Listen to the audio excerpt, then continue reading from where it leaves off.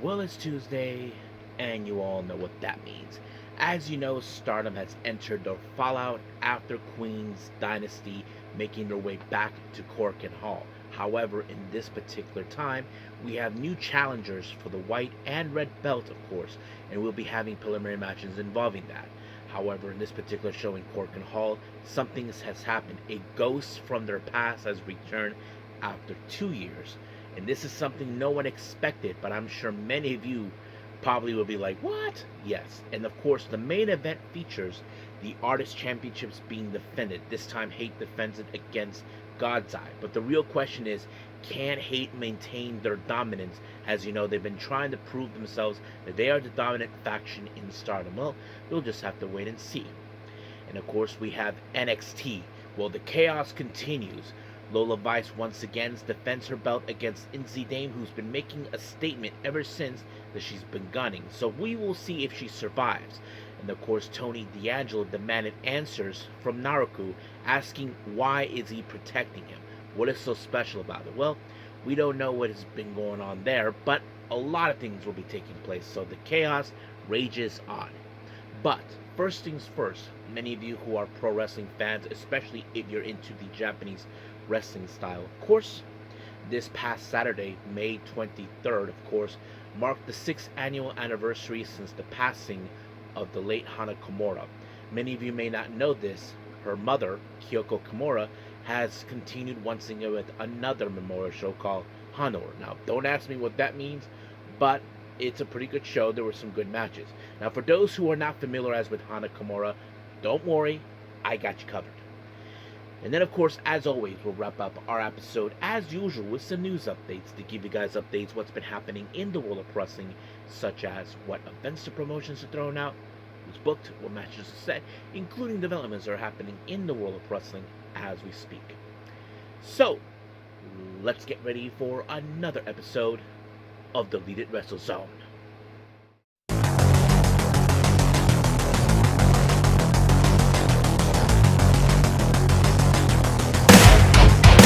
Are you ready?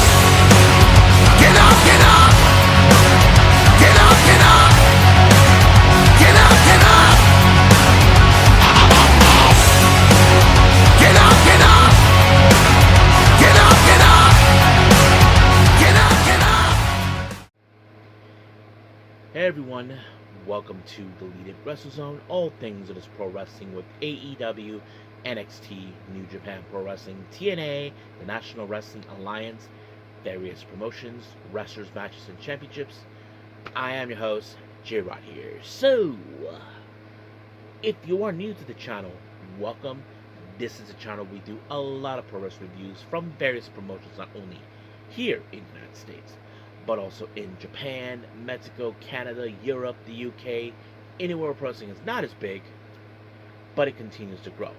We also, of course, do discussion videos, talk about various topics such as the wrestlers themselves, the promotions, factions, storylines, whatever we want to talk about. We also, of course, do more news updates. If certain information is unable to be on this episode, we can either put it on the next one or on a separate video by itself. We also, of course, do some real-time news updates to keep you guys on alert if something has happened in the world of wrestling that needs to be addressed ASAP. We also, of course, got through Nike Sayaka Watch and various other cool wrestling content as well. So if you like what you see, please subscribe to us and click on that subscribe button. You'll be getting a lot of daily reviews and other cool wrestling content as well. But if you like this episode, please give us a like on the like button or a nice comment in the description down below. Now, enough of the jibber jabbers, let's get started. So, let's begin, of course, with the Hana Kimora Memorial Show.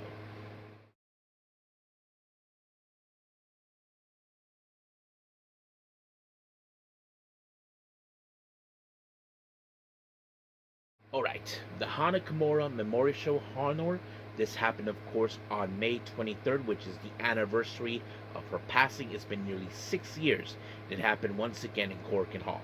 Now, for those who are new to the channel, if you're not familiarized with Hana Kimura, let me give you guys a bit of a description and details who she is. Hana Kimura was a Yoshi wrestler mostly recognized in Stardom, of course. She has wrestled for many promotions like Wrestle One and other freelancing. And not to mention her mother, Kyoko Kimura, is also uh, a former pro wrestler. She just retired, of course, you know.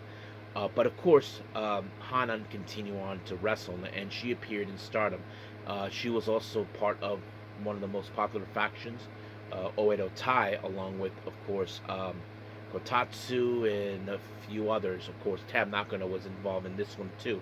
And of course, Hana Kimura betrayed them and started her own faction. Originally, it was known as the International Cyber Squad, but later renamed it to Tokyo Cyber Squad. And it features, of course, Konami, uh,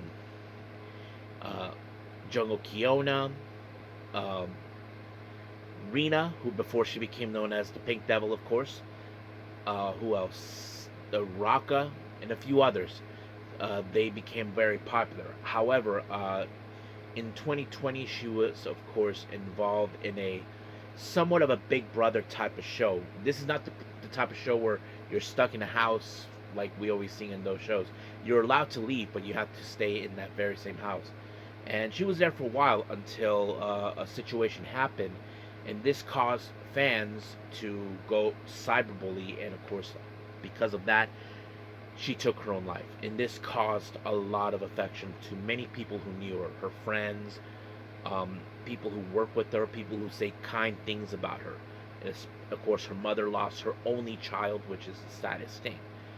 And then, of course, at the start of 2021, Kyoko Kimura announced that she was going to start the Hana Kimora Memorial Show, and the name of the title is called Matane, which means see you soon, which is something that, from what people mentioned, it meant that she used say this catchphrase to all the people who she hanged around, her friends, her coworkers, all that. Um, and the show was really amazing. It was really great to see. There was a Kotatsu no Azuki made her return just for this event after they retired, and it was a beautiful moment. There was like the somewhat reunion of Oedo Tai, that kind of thing, and it was great to see that, which was a lot of fun. And it really made me cry because they had people that were saying, like wrestlers like Hikaru Shida, Kenny Mega, people who knew her saying Matane. Now, there have been many shows that they happened afterward, but I have to say the first one will always be the biggest one for me because it was amazing and I loved it. And I think I had a lot of good views on that one. You know, if you guys haven't seen that review, check it out. This was back in 2021, almost 5 years ago, somewhere around there. Now, let's begin, of course, with the event itself. We did have Kyoko Kimura, you know, give out the greetings and everything else. Our first match, we have Zones taking on Yuna from Sandbag Girls, and it was an okay opener. Not the best, but Zones, I have to say, she did bring out a bit of the powerhouse as always. Yuna has a bit of the same thing, but unfortunately, Zones applied a brainbuster onto her, and just like that, 1, 2, 3, done. Next match, we have a bit of a men's versus women type of match. On one side, for the men's, we have Fuminori Abe and Seigo Tachibana taking on Ram Kaicho and Def Yamasan. Many of you know her as Coyote Yonayama, or in Stardom as Fukigen Def, even though she cannot confirm or deny that she's Fukigen Def. So it was a pretty fun match, but however, there was a moment where Def Yamasan screwed up. She accidentally hit Ram Kaicho, allowing for Tachibana to schoolboy her, and just like that, 1, 2, 3, it was done.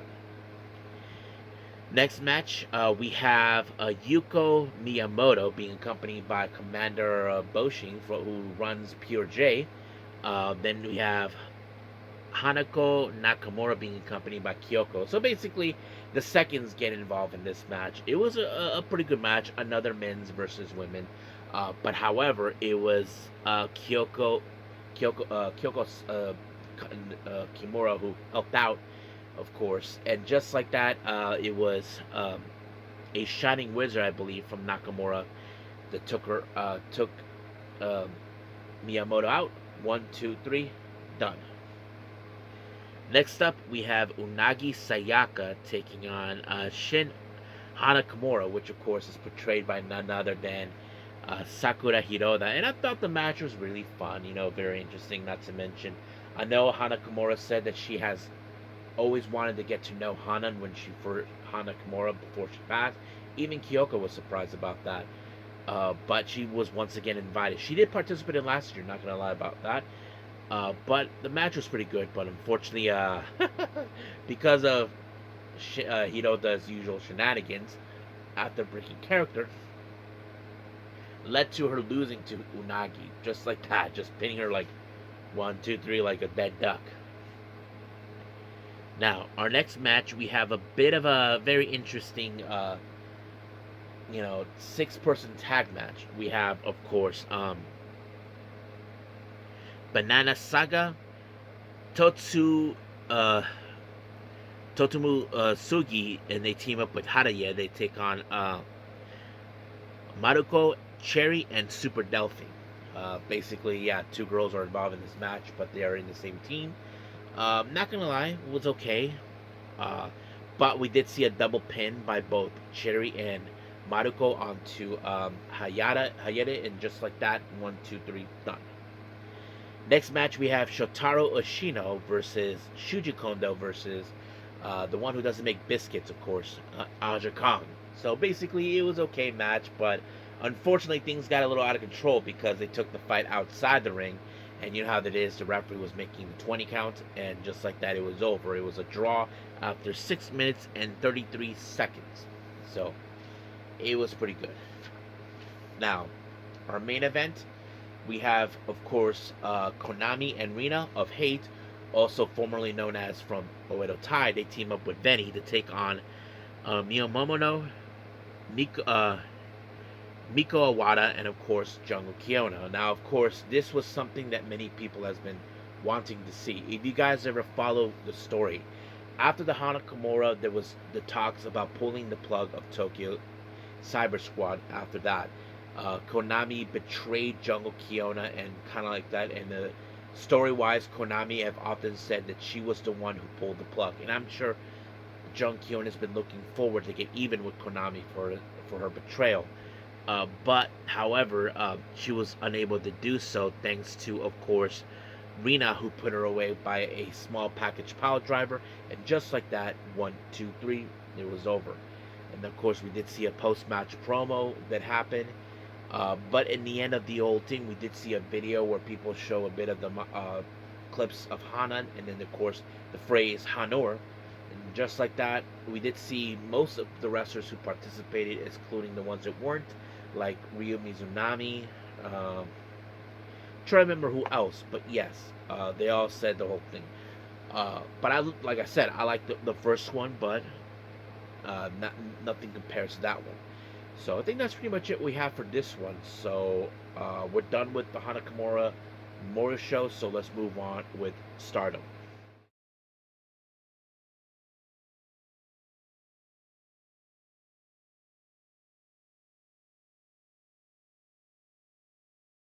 Okay, Stardom Nighter in Corkin 2026 May. Now, this is their much recent show that happened in Korakuen Hall. So basically, this is the aftermath after the Queen's Dynasty.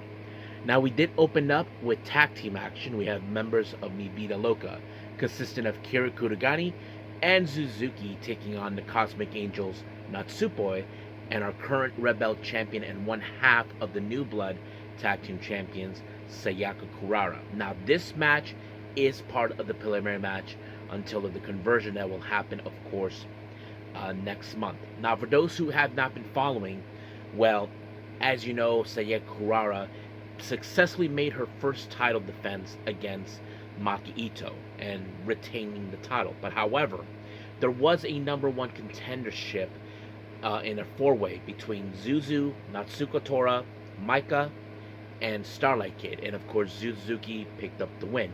So in retrospective, she is the one next in line, the challenger. Now, of course, in the post-match promo of the main event in Dynasty, Zuzu said that she didn't earn that title, and she wants to prove that she didn't actually earn to become the red belt champion. And that's what this preliminary match is all about. It's all about Zuzu building momentum and proving, Kurara, you did not win this entirely. And that's what exactly. So Kurara is now in a bit of a tough challenge, facing a wrestler who is far more dangerous than her. And I'm sure Tam Nakano has faced her before. I think she might have lost to her, but I'm sure Kurara will figure this one out as we head to conversion. And unfortunately, Zuzu ended up defeating her by doing the German suplex, and just like that, 1, 2, 3, done. But of course, Zuzu couldn't help to gloat how she defeated her. So obviously, I'm sure Kurara was going to figure something out. Now, our next match, we have Rian and Waka Tsukiyama, of course, teaming up once again, facing off Kikyo Furuzawa and Maki Ito. Now, Maki Ito, well, unfortunately, she wasn't really in the mood from the very beginning because obviously she did not win the red belt. And of course, Furuzawa, who is a disciple of Maki Ito, is trying to get her, come on, look, I know you lost. Get your head in the game. You can get back on the high horse. Maki Ito tried to do that, but unfortunately, she suffered another loss, but this time to Waka Tsukiyama. And just like that, by a pinfall, 1, 2, 3, done. But Maki Ito completely lost her mind and just ran off. And Furuzawa went after her, tried to get her understand. Look, it's not a big deal now. Let's move forward from here. But who knows what it's gonna happen. Now, our next match, we have another tag team action. We have Mi Vida Loca, consistent of Izuki Aoki, Rina Yamashita, taking on Aya Sakura and Yuna Mizumori. Oh yeah, hold on. We did have another, like a four-way. My bad.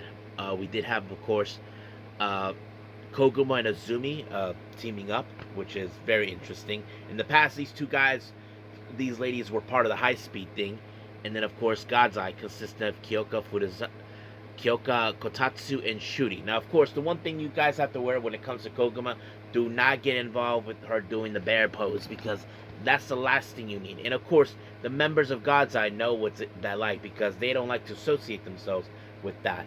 But unfortunately, we did see a bit of a martial arts standout between both Kotatsu and Sakura, and it was a fantastic. But unfortunately, Sakura was the one who picked up the win on Kotatsu, and just like that, 1, 2, 3, no, it was a tap out, just like that.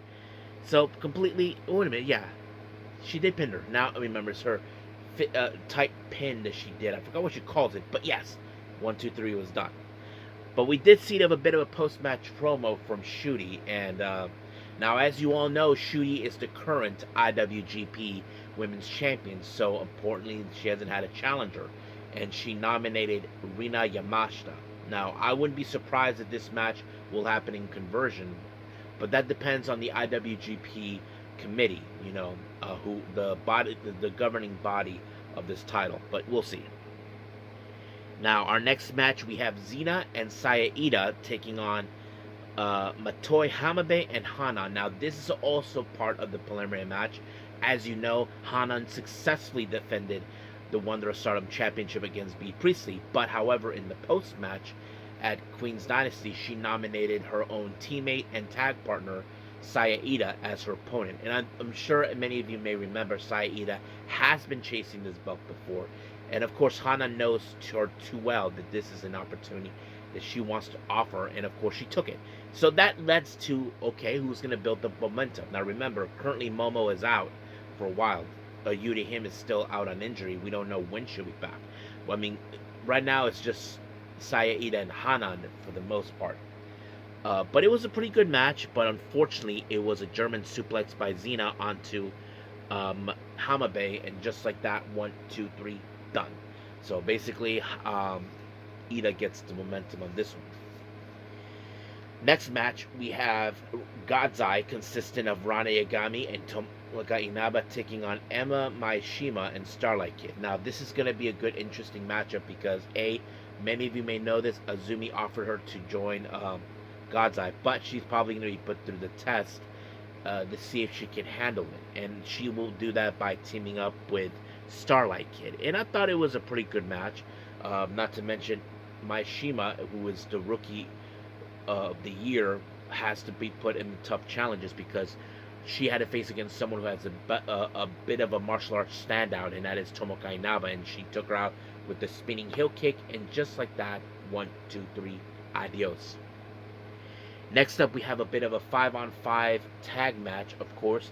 Hanako Maika, Fuwachan, Azuki, and Saori Anu taking on the members of Fate, consisting of Azusa Inaba, B. Priestley, Ruka, Saya Kamitani, and Natsuko Tora. Now, when it comes to Hate, we know their usual tactics.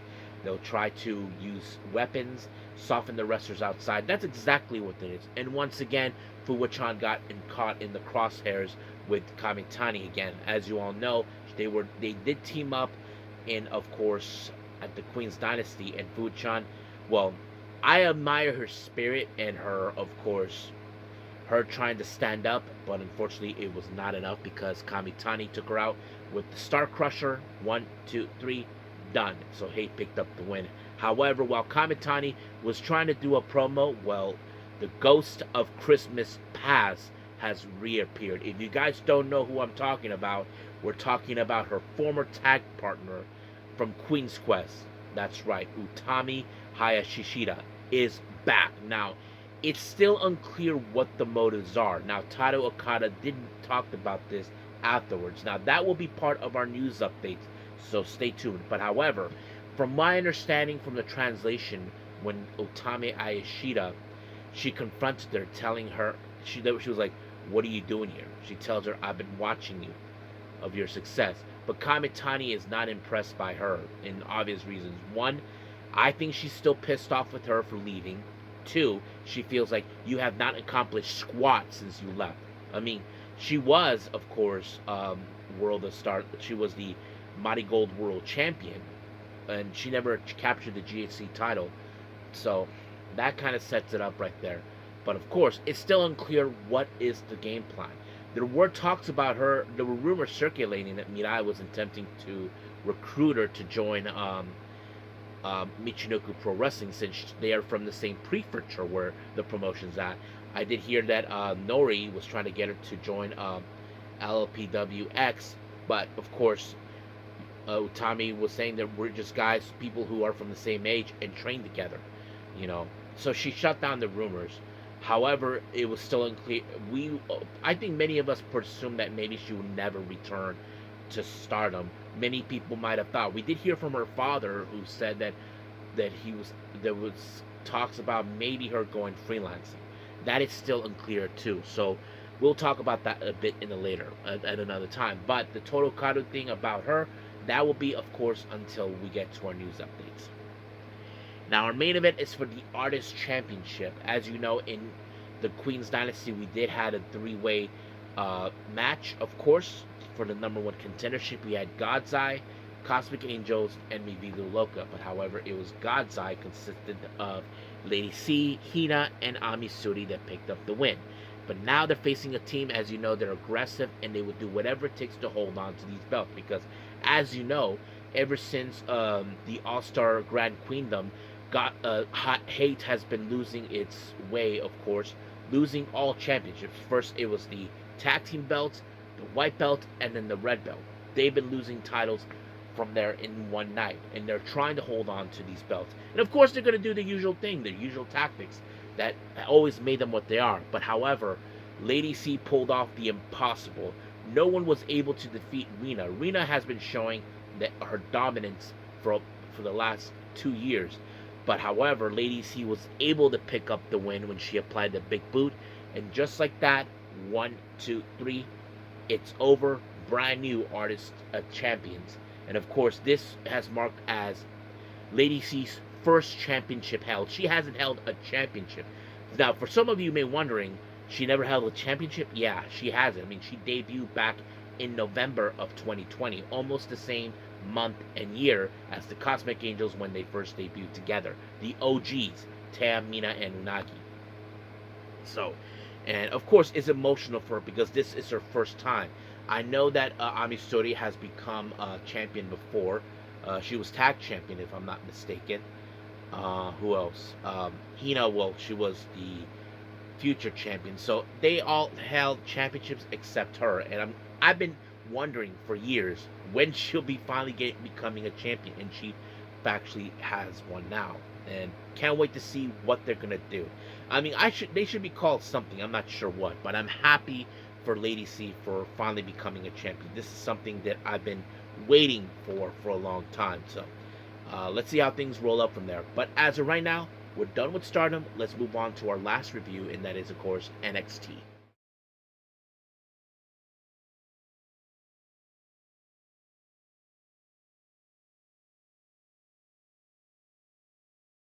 Okay, final review, NXT.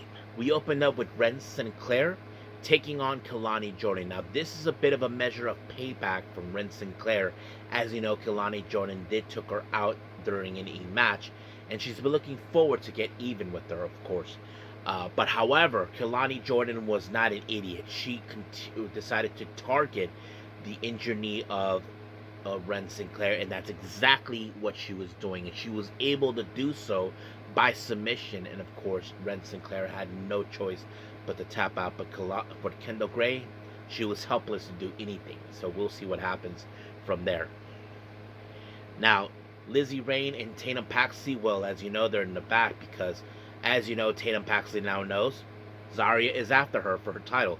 But however, Lizzie Rain, as you know, is not going to be part of a collateral damage just to get the NXT Women's North American title. But of course, Charlotte Hill showed up to give them a little bit of a cheering up, saying that they're working on their campaign for Mr. NXT. But of course, Lizzie Rain said that she wants to find Zarya, but she did ask Charlotte Hill to help her out because, of course, he's the expert of scheming. So that kind of sets it up right there. We all know what he's capable of. Now, we saw what happened last week. Dark State has kicked out Shaquam Sugar's out. As you know, we were wondering, was this something that was planned out? Well, according to all three remaining members, Cutler James Cutler, Osiris Griffin, and of course Dion Lennox, they all talked themselves about saying they're Division One athletes, and that is something. And of course, they look at Saquon as a, just an indie wrestler, the guy who is not on their level. So they think that now they got rid of the dead weight, and now that he's gone, they're gonna try to make a statement, and that's exactly what they did. We did see them; they made an official attack against both Tavian Heights and Miles Bourne, while Bourne was questioning about what he was doing a week ago, and of course, they just beat them up. Now we will talk more about Dark State at the end of this review because you guys don't want to miss that. Now, Ren Sinclair, along with Kendall Gray, were in the back wondering if she's going to be okay, and they want to take her to do an MRI to see how she's doing. Lola Vice went to check up on her, and then Callie Armstrong even showed up too, because, as you know, we know that Kendall Gray is aiming for the NXT Women's Championship, but Callie Armstrong seems like she wants to aim it too, so we'll see what happens from there. Now, we did see a speed tournament match between Sean Legacy and Dorian Van Dux. This is America versus Germany, and I thought this match was fantastic. I thought the speed tournament was great on this one, but unfortunately they ran out of time after a 3-minute time limit draw. However, they disqualified. We do have another match involving this one. Now, this match will be the deciding factor who will be challenging Lexis King for that. So we'll see. Now, Layla Diggs was getting ready for her match against Jada Parker, but she received a visit from, of course, Natty, who, of course, as you know, Jada Parker has decided to pick a fight against Natty, and of course, Layla Diggs defended Natty, saying that she has no right to go out. And of course, Natty showed her respect, saying thank you for defending me. And of course, Layla Diggs said, look, she may be who she is, but she has no right to disrespect you. And of course, and I think Natty appreciates that Layla Diggs respects her, knowing too well, you do not disrespect someone at Natty. And of course, Natty said that she's going to be by her side watching this match. And that's where we headed, of course. The match itself, well, Layla Diggs did everything humanly possible to try to take her down, but Jada Parker is just way too much. She did put her away with the deja vu, and just like that, 1, 2, 3. But the real question is, Will Natty try to respond to Jada Parker's attempts to disrespect her? We don't know yet, but if I was a betting man, I would say that match could happen at sooner or later. Now, we did hear from Alexis King, as you know, who's been watching what's been going on in the speed tournament. And of course, he goes out saying that he is fast. But Fraxium, of course, Nathan Frazier, and of course, Axiom showed up, and they don't think that he's fast enough because they're saying that he is more like, they're calling Lexus King a cow because it's like he's a combination that he's like the next level of a cow. And I thought it was so funny. But we'll see what happens because Nathan Frazier is part of that speed tournament match, and he will be facing against Romero Moreno. Now, in the ring, Tony D'Angelo made his way. Of course, as you know, he wanted answers from Naraku, better formerly known as Evil. Wanted to know why is he involved in this. And of course, he tells him that he wants to challenge him for the belt, but it's going to be under his terms. And he said that he's going to protect him. However, Cam Hendricks decided to get involved and, all this and that. But luckily, Naraku decided to protect Tony D'Angelo. Now, I'm sure Tony D'Angelo is the kind of person I know he can't trust someone like Naraku, but Naraku seems like he's keeping his word. So, we'll see what happens from there.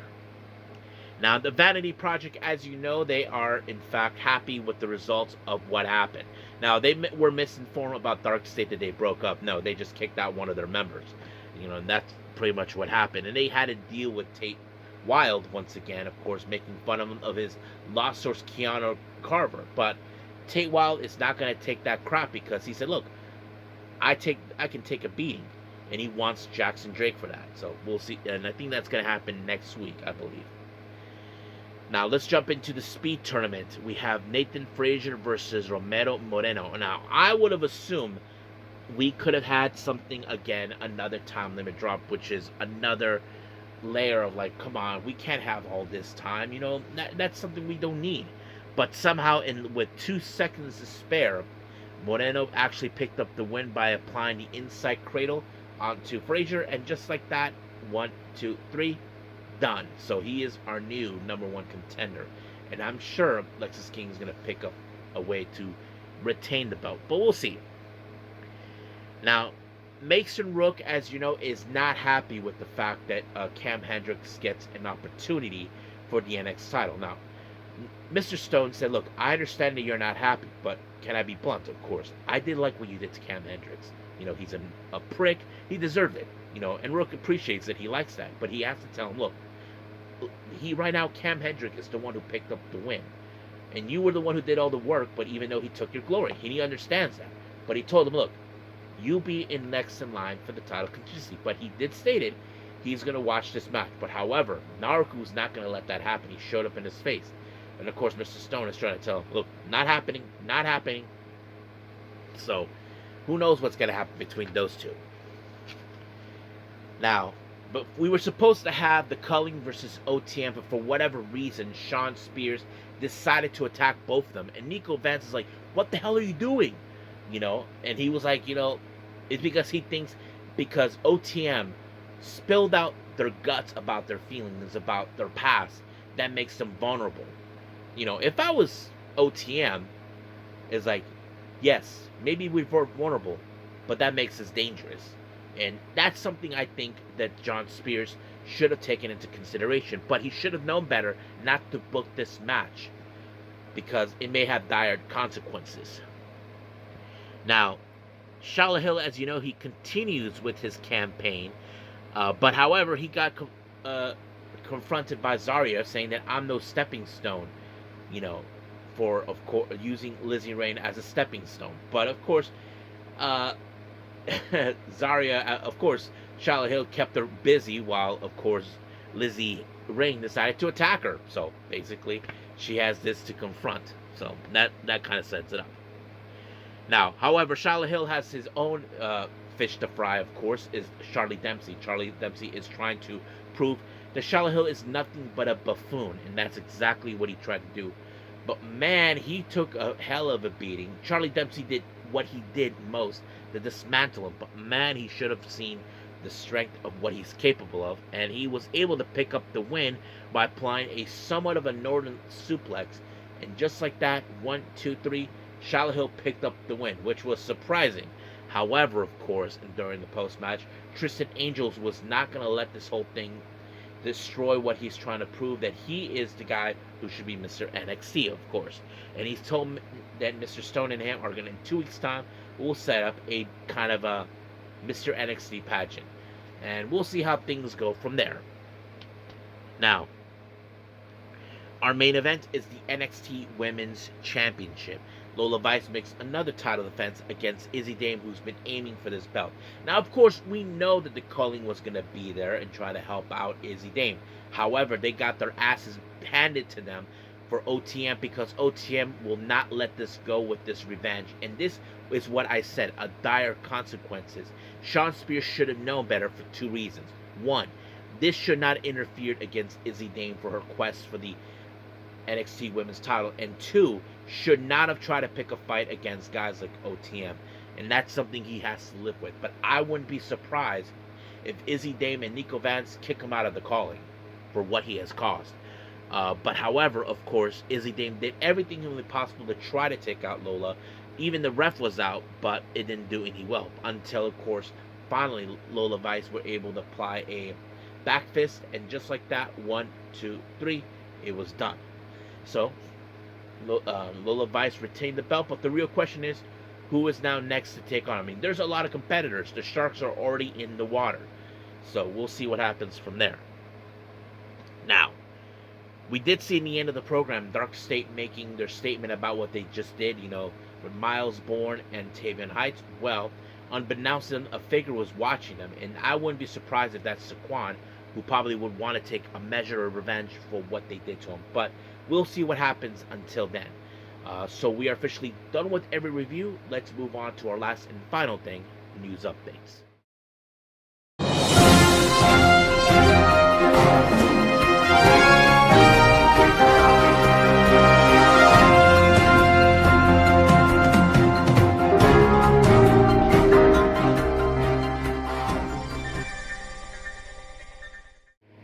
Alright, welcome to our news update. So, just for your information for this part of our episode, we do not have upcoming events. We're just going to focus on developments here, what's been happening in the world of wrestling, so you guys can keep up what's been happening.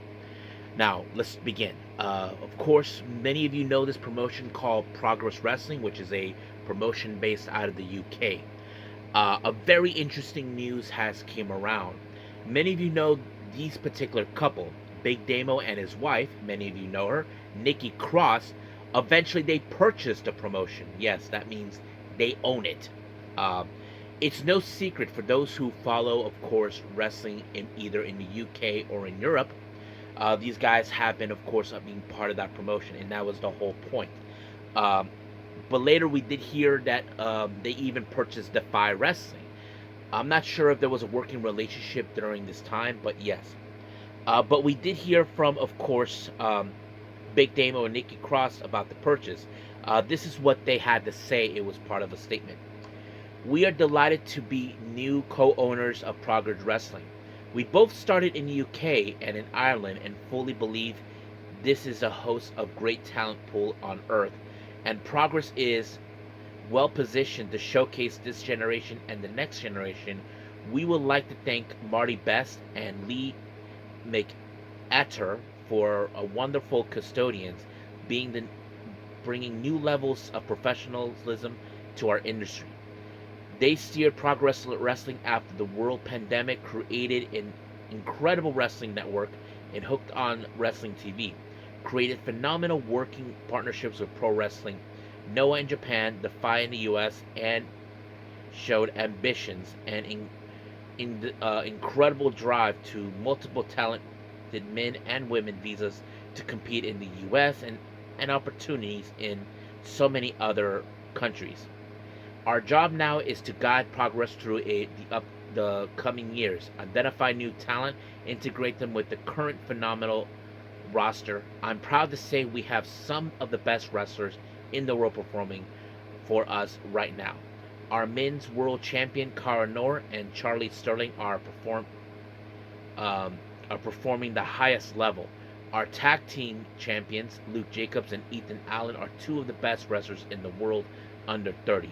Our women's division is to host some best women wrestlers alive. Women's champion Alexis Falcon, Rio, uh, Cajun, Emerson Jane, and so many more. We have also Hollywood actor Paul Walter Hauser regularly walking into Hollywood red carpets with the Progress um, Protus Championship belt. Then there's Gene Money, Charlie Cromwell in WWE, former WWE star Axel Trisher, Barlow, Simon Miller, Man Like the Reese, Spike Pivot, Lycos Jim, and many more. So yes, so basically now they are the owners of both of Progress and Defy. So it's very interesting to see something like this, and it is no secret that pro wrestlers are known to do that. Now, Kris Statlander, after of course her match at Double or Nothing, had this to say regarding about Hikaru Shida in a Philly street fight for AW Dynamite. Shida, when I got cracked from behind with the kendo stick, I knew it was you. That didn't hurt. I liked it. And now I want to do it all over, and we're gonna have be in the perfect place. So Wednesday, my dear friend, me, you, and Philly street fight. Yeah, that's gonna be great. I can't wait to see that. And then finally, of course, Toto Okada. As you know, we saw. If you guys saw what happened in Stardom recently, well, Utami Hayashishita made her return, and Okada had some things to say regarding about that. Let me pull it up here now. He was asked about continuing to appear in the promotions tour, and she's officially hasn't rejoined the company yet. I don't think she'll appear anywhere other than us, Stardom. We'll watch closely from here and make a decision. Toto Okada on Utami as she is returning to Stardom, saying, "That's happened in every world, doesn't it? I really don't see her as an outside enemy. She wants to wrestle in Stardom, so she's not an invader. She does from now on what's most important. If she wants to go even higher, then let's go there together. Let's take the very top of pro wrestling world." And then, of course, the potential singles match between them when the time is right. So most likely he knows that this is what people want, because we could see those two face off, and I'm sure Kamitani will love nothing more than try to surpass her. That's something we could see, but we'll just have to wait and see. We will keep an eye on this very closely, so stay tuned for more. So as of right now, let's call it a day. Alright, so I hope everybody enjoys this episode. Coming up, we have AEW Dynamite and, of course, WWE Evolve. Now, I haven't decided yet if there is going to be another event that I want to review. We'll just have to wait and see. If not, then we'll just primary focus on WWE Evolve and AEW Dynamite. So until then, I will see you guys in the next DWZ time. Same DWZ channel.